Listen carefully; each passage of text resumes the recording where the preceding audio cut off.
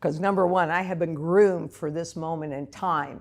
And really my lessons began when I was a child, because my uncle was a major antique dealer back east. And so he taught me the patterns of how hard assets actually flow from undervaluation to fair valuation to undervaluation, constantly like that.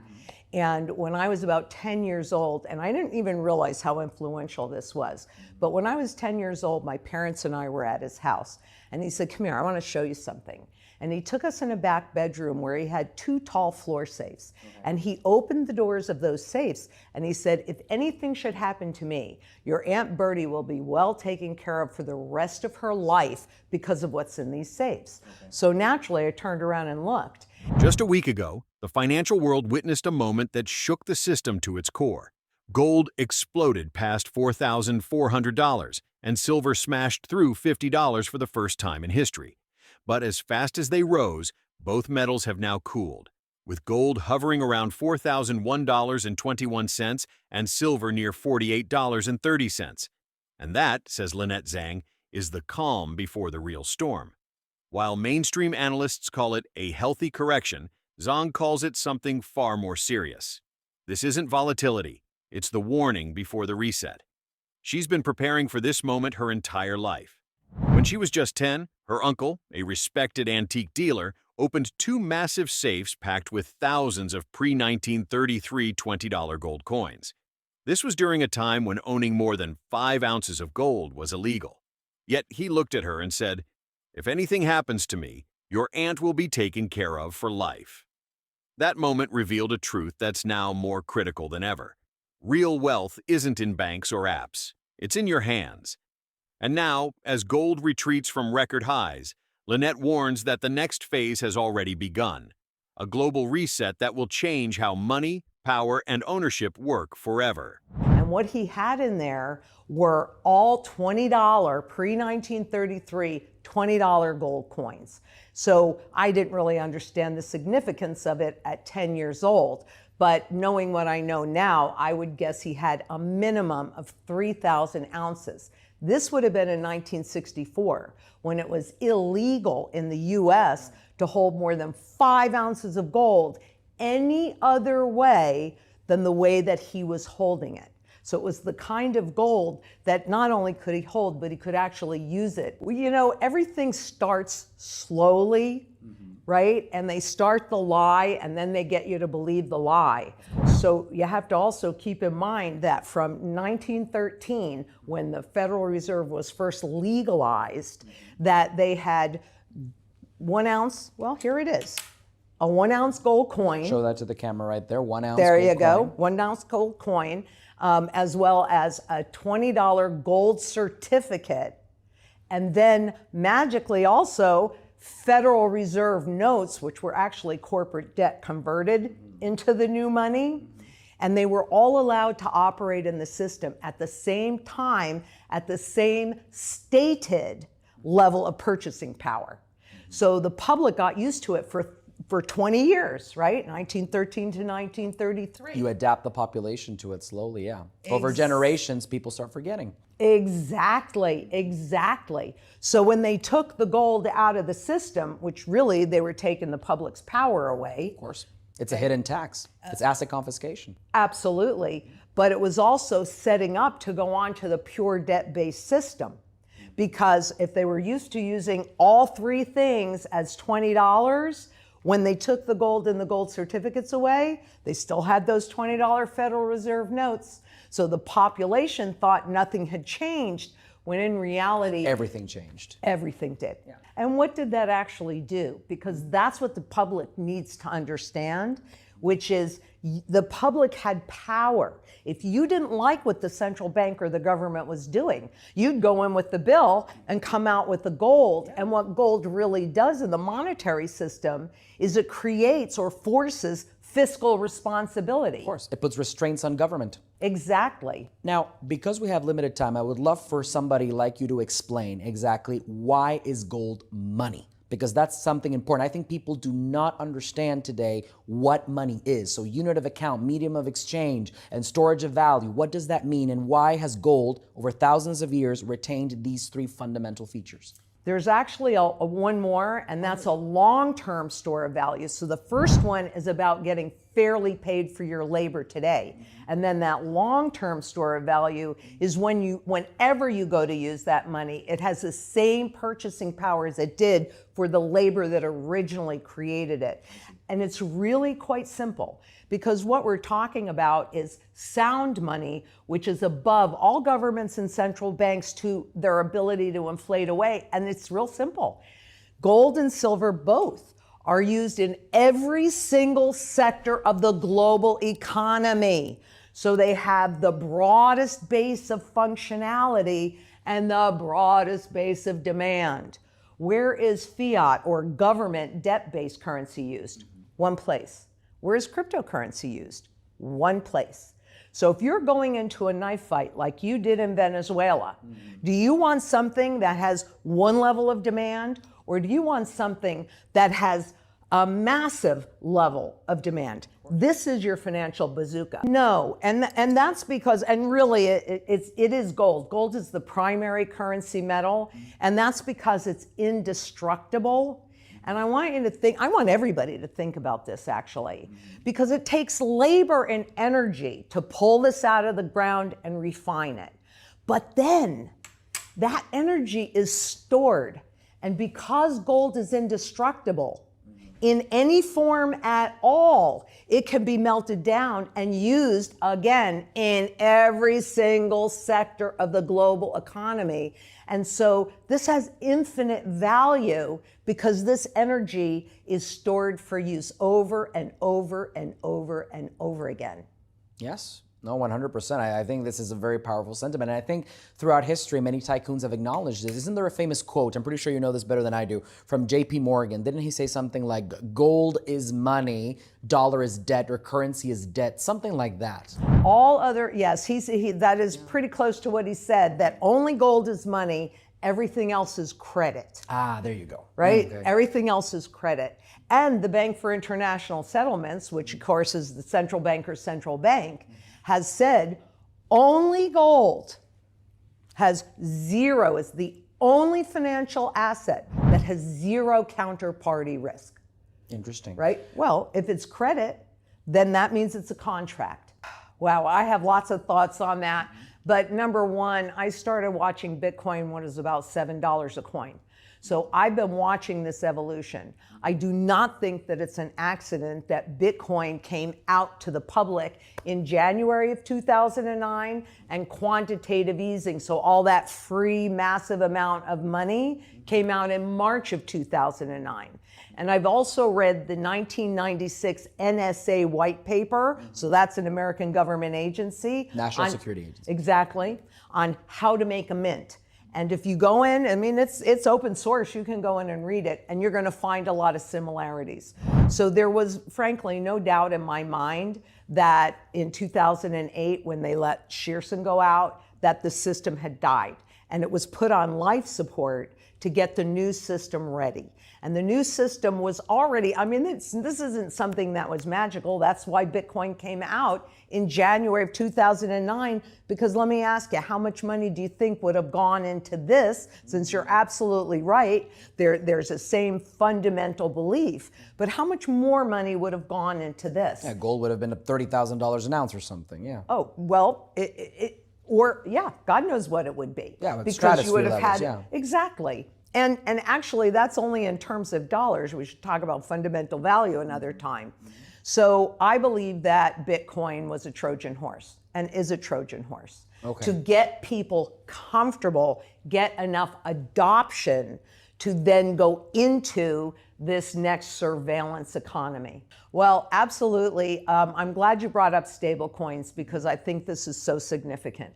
I've studied currencies and currency life cycles since I was a stockbroker at Shearson in 1987. And what people don't realize is when President Trump recently signed the Genius Act, legalizing, so that's the first legal foundation for these cryptocurrencies, he changed the global monetary system. People don't realize it. Lynette Zang believes this pullback isn't the end of the rally. It's the start of the monetary breakdown she's been warning about for decades. She traces it all the way back to 1913, when the Federal Reserve was created and the U.S. moved quietly from real money to credit-based money. For 20 years, Americans were taught that gold coins, gold certificates, and Federal Reserve notes were all the same thing. They weren't, but people adapted.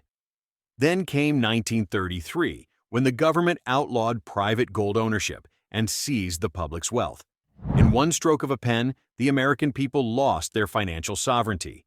From that point on, every dollar became a promise backed by debt, not value. Every crisis since then has followed the same pattern, Zang says. Print, inflate, repeat, until confidence collapses. And that's exactly what we're seeing today. Inflation isn't random. It's the engine of this system. Every time the government prints money, your purchasing power is silently stolen. Since 1971, when Nixon severed the dollar's last tie to gold, the U.S. currency has lost over 98% of its value. That's why Lynette calls inflation a hidden tax disguised as prosperity. To her, gold and silver's massive surge, followed by this quick pullback, is not a trading event, but a signal, a global loss of trust in paper wealth. She points to three undeniable facts. Central banks, led by China and Russia, are dumping U.S. treasuries and buying record amounts of gold. The COMEX and LBMA vaults are draining at their fastest pace in a decade. The Shanghai Gold Exchange Premium, the difference between Western paper prices and Eastern physical prices, has reached historic highs. Zang explains that real money must serve four unchanging purposes. It must measure value, move value, store value, and preserve value over time. Gold and silver have done that for 5,000 years. Fiat and digital currencies haven't even come close. She calls gold stored human energy, labor captured forever in physical form, beyond politics and manipulation. But now, the system that replaced it is cracking. The next step, she warns, won't be another bailout. It'll be digitization and control. Governments and corporations are rolling out central bank digital currencies, CBDCs, and corporate stablecoins, promising convenience but delivering surveillance. Every dollar will be programmable, every transaction traceable. When your money can be tracked, it can be controlled, she says. Amazon, Walmart, and several major banks are already developing their own digital tokens tied to U.S. treasuries. Combine that with government-issued CBDCs, and soon, every purchase could be approved or denied based on policy. To Zang, this is the new 1933. Back then, they took gold from your hands. This time, they'll take freedom from your wallet. That's why she says owning physical gold and silver isn't about speculation. It's about protection. Get your wealth out of the system while you still can. Because when the digital dollar arrives, your money won't be yours anymore. The surge above $4,400 gold and $50 silver marked the breaking point, the moment confidence cracked. The pullback to $4,001.48 isn't a reversal. It's the pause before the next wave. But it doesn't matter. They didn't realize it. A big bombshell, ladies and gentlemen. So please, tell us what changed, how everything changed. Please, go for it. Well, what he really did was he gave a legal foundation to this digital currency.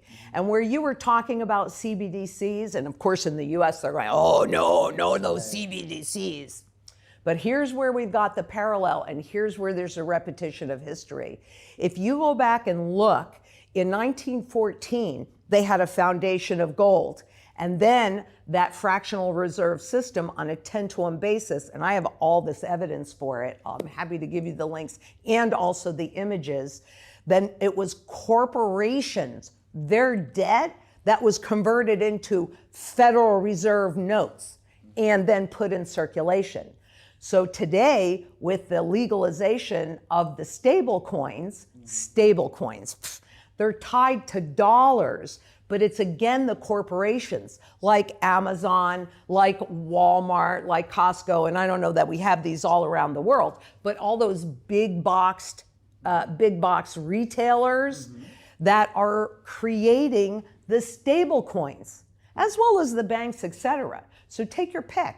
Do you want the Federal Reserve or a central bank with the CBDCs controlling everything? Or do you want Amazon and AI knowing how you think and how to nudge your spending patterns, all of that? Voila.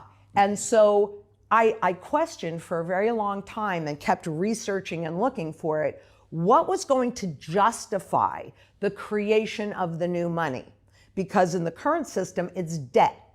And all I ever saw was either debt, which means we have to hyperinflate away the debt that's, and you've experienced that. I know what that looks right? like. You got to hyperinflate the debt away to start over. But now it's also going to be purchases. So you get into this ecosystem through Amazon or any other retailer. And correct me if I'm wrong, but I believe the US government, through the Treasury or the Fed, I can't remember which one, already is one of the largest, or if not the largest, Bitcoin holder in the world. Well, they're not. They're holding a lot because of the confiscation of it. And so they're going to use it as an asset.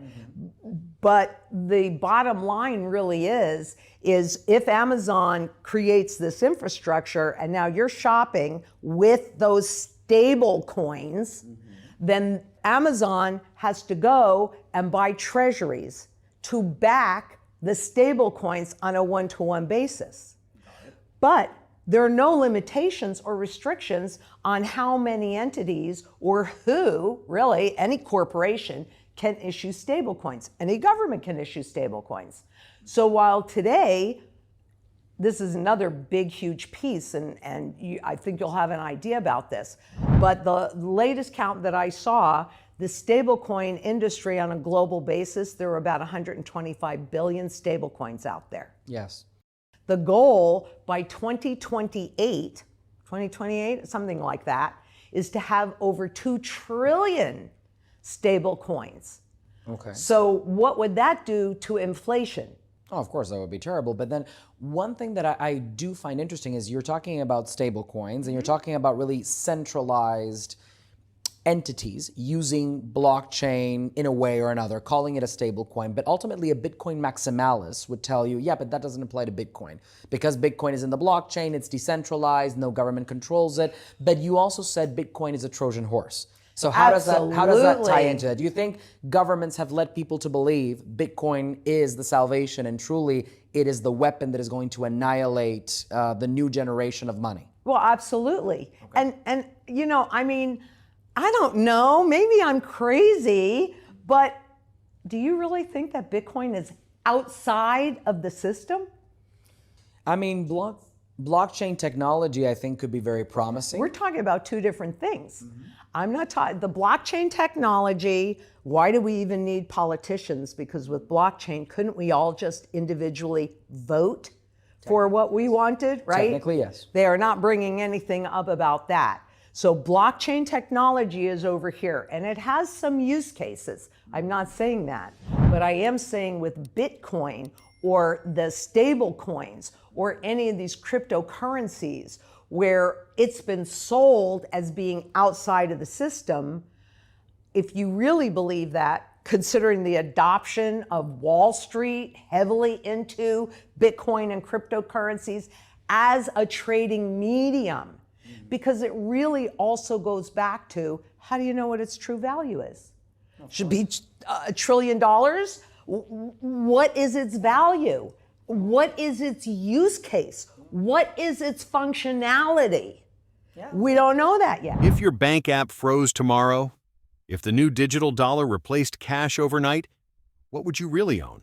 A balance on a screen? Or real metal in your hands? The same gold and silver that have outlasted every empire and every collapse in history? Lynette Zang's message isn't fear, it's a warning. The reset isn't coming someday. It's already here.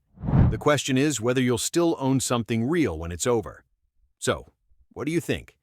Was last week's breakout to 4,400 gold and 50 silver the start of a new era, or the last warning before the system resets? Share your thoughts below. If this opened your eyes, hit like, subscribe, and turn on notifications, because the next few weeks could decide who keeps their wealth and who loses it to history. Because in the end, only two things matter: what's real and what's yours.